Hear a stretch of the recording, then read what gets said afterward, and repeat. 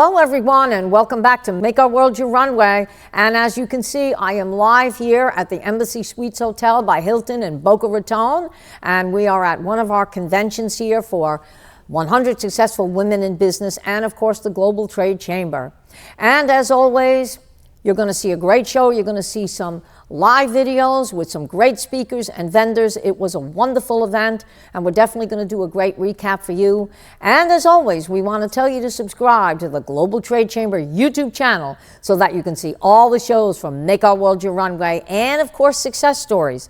And I always tell my viewers to highly tune into success stories because you're going to hear the most fascinating women from around the world that came from humble beginnings and worked themselves up to becoming great businesswomen and entrepreneurs. And of course, we do want to thank some of the sponsors that make this show possible, and that's 100 Successful Women in Business, the Global Trade Chamber, Vaida Designs, Casa Calabria, and that's Lux Salon, just to name a few. So once again, ladies and gentlemen, welcome back to Make Our World Your Runway. And as always, we have a great show planned for you this week because we're coming to you live from the Embassy Suites Hotel at our convention in Boca Raton. And even stay tuned for the following weeks coming up because we're going to be going live on location. So we're going to be bringing you some great shows. So once again, thank you for tuning in, and we'll see you again.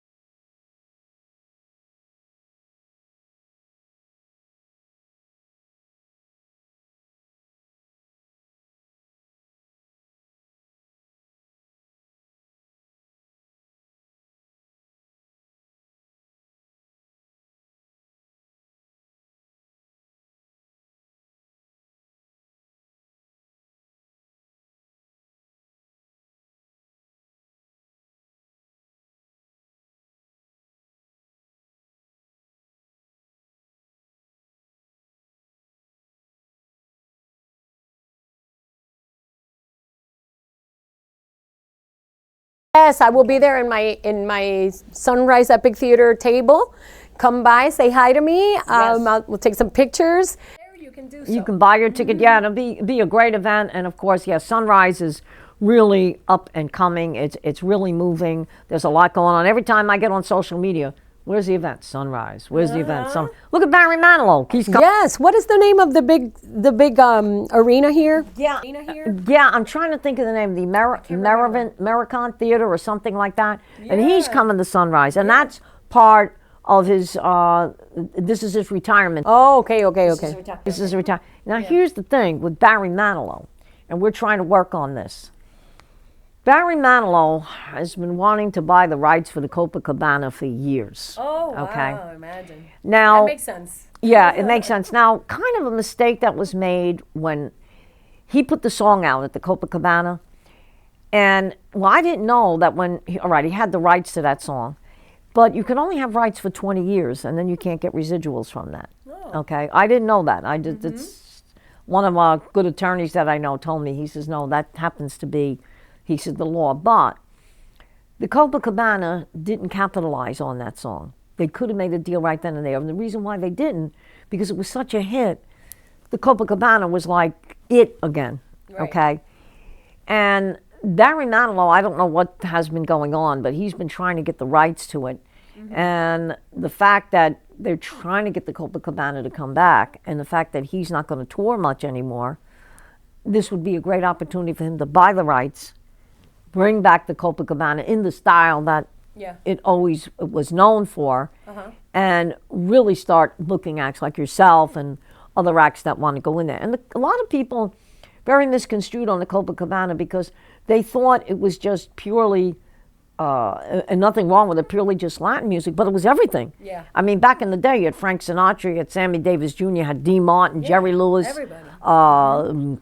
Tito's father even performed there. Of course, yeah. You had Tom Jones perform there. So it is a mixture, okay, of, and it's a shame when it was here in Florida, it didn't last long. It opened in September. They opened up with El Canario. Yeah. I mean, and there was a line from where the Copacabana was on Andrews Avenue all the way in the back. It was on Andrews Avenue in Fort Lauderdale. Oh, wow. Yeah. The thing was, and even the people from New York said they were 11 years too soon opening up, because I don't know if you've gone down to Fort Lauderdale recently, but it looks like New York City. No, it's beautiful, Fort Lauderdale. The other day when I went with you, a while ago, when we went to the Crown, what is it? The Tower Club. The Tower. Oh, yes, it's beautiful. Right? Wow. It looks like New York City without the hustle and bustle. Yeah. And I have to say, Dean Trantelis, the mayor there, he did a heck of a job building that city up. Okay, and if the Copacabana was there now, or that was built up back then, it would have never closed, okay? And they probably would have had to go for a bigger location, because where they were on the corner. And it was done up just like the Copacabana in New York City of the old days. Right. And you had a parking lot, but then you had a parking garage right there.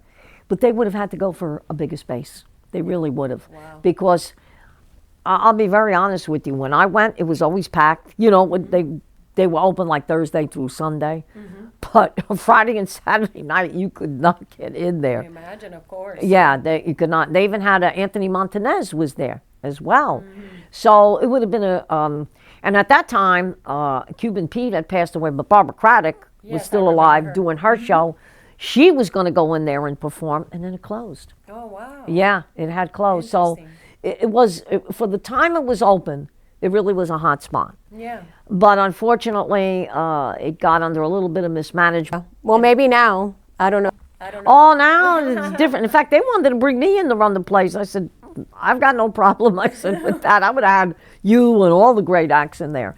But I think it's time now for that, the type of music you do and what was once the Copacabana to really come back. Yeah, no, now it's the time. Now everything salsa is hot. Everything Latino is hot again. Yeah, everything is hot. Yeah, we're super, super excited about everything that's going on. Like last night with Bad Bunny. Oh, Bad Bunny. And, you know, him having, for us salsa artists, it's huge. Actually, you know, that song Un Verano en Nueva York, Charlie Aponte is the one that sings it. Yes. When that Bad Bunny You know, it's like a sample in his record, and so you know, I'm just super happy that that's happening in the world right now. That everybody's opening their because of him and because of so many other artists. Right. You know, they're opening the door back to salsa music and tropical music. I even see Cheyenne is back doing a tour again. Doing bachata. Yeah. Pitbull has got to sign up. I'm back. Yeah. He's coming back. Mark Anthony. Well, of course, Mark Anthony did New York when they did the tree lighting. So this is all coming back now, and with big orchestras too. Very, very exciting. These are very exciting times for Latin music. Yeah. Yeah, it's an exciting time, I think, for entertainment. And I was very surprised to see last night. I mean, even Gloria Estefan showed up. I saw her in the audience. She won for Best Tropical Art. Best Tropical Album. Yes, she did. And what I was really glad to see that, you know, you're always going to have people that dress a little crazy, but most of the artists were really dressed. I mean, with bed. Yeah, they looked very elegant. Very elegant with the tuxedo. And I said, well, maybe the age of elegance is coming. I hope so, because it's, I mean, but I saw some things last night too that weren't that elegant. But, you know, mostly everybody was dressed up. Yeah, I saw one, I was covering my bust. Yes, I was like, what? Oh my gosh. I mean, the whole bus was hanging out. I said, well, that's great for the guys sitting. No, and then she had like nipples. That thing was hanging, the dress was hanging from, oh my God. I was like, really? I couldn't believe it. I was like, what has happened in the world? I saw that. That's why Max is over there looking down on his phone, because you see. Like, I saw that. Yeah. Max is getting into that part of the conversation. But no, we definitely, we got to promote this show. We got to promote Salsa Fest. So again, Friday night we'll be promoting. Yes, this is an elegant sit-down theater show. Yes. Okay? There will be spaces to dance. People have been asking me, will there be a space to dance? There, on the sides of the theater you can dance. In between, there's a space in front. And then afterwards, if you want to dance all night long, DJ Charlie, our friend DJ Charlie, is going to be in the ballroom in the same place. You don't have to go anywhere. Just across the way, like you can't get out of the theater, and there's a ballroom right there in the same building where everybody's going to be dancing and having a great time until 1 o'clock in the morning. Oh, that's great. So get your tickets. It's all included. It's going to be and it's the day before Valentine's Day. Yes. It's a great way to start celebrating the romance weekend. Yes. Okay, yeah. I mean, it's going to be a lot of things going on. You know, you've got Friday night and then Saturday night. So it's a weekend for people to really want to. Of course. Maybe you can come to our show on Friday and then go out to dinner on Saturday. On Saturday, that's right. You know, this is a wonderful opportunity, and it's not very expensive. It's very well priced. Right. Right, exactly. So yes, everybody remember, next Friday, you definitely need to get your tickets. It's at the Sunrise Epic Theater. And here you go, it's romance and salsa.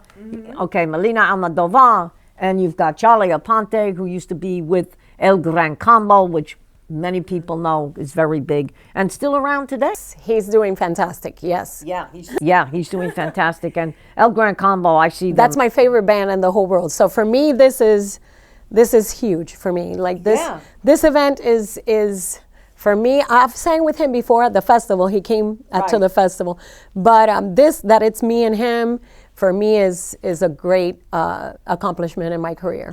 You know, I gotta send this to Nasli, and Nasli hears El Gran Combo. That's it. Nasli is in love with it. She was always trying to get El Gran Combo on the. Yes, no, I love it. That's my favorite, one of my favorite bands in the world. So if not my favorite band in the world is. Salsa band in the world is El Gran Combo. Everybody knows that, yes. They've been around how many years? Ooh, 60, more than 60, 65. Wow. Well, you know, the founder, Rafael Itier, just passed away right before. Yes, I read that. Right before New Year's, yes. So he was 99. Imagine. Ooh. Yes, imagine that. 99 years old. Mm-hmm. Well, you know, that's why I say they need to bring back a lot of these clubs, not only the Copacabana, but you had at one time in New York City, that was, I mean, this city for salsa music, okay?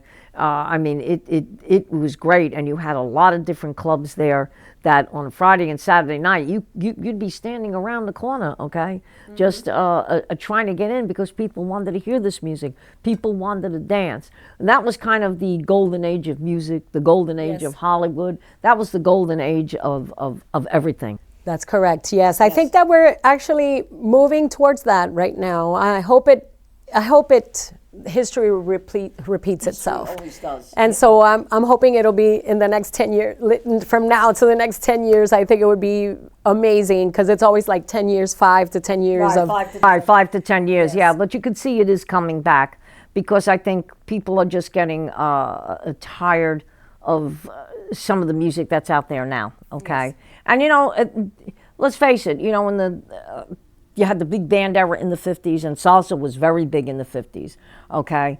And then, of course, the 60s came in, and that was the British invasion, all right? And then you had that. And the era I didn't like, I was never into rock music, okay? A few songs maybe, but I was never. And then came the 80s and the 90s, where music kind of, they always say music of the 70s, the 80s, disco was fabulous, okay? Because you had a lot of big bands that came out in disco, okay? Let's face it, you had Studio 54, okay, which brought a lot of bands actually out into the open, okay?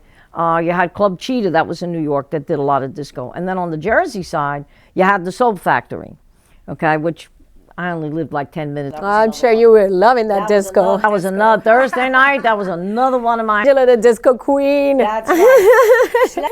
Slept on Friday, Studio 54 on Saturday. That's where I was. Gosh, that's awesome. Yeah. So you had that era, and then all of a sudden it turned to more like R&B music. Okay. So and then also in the 60s you had Motown was really big. Okay. And there were a lot of great artists that came out of Motown.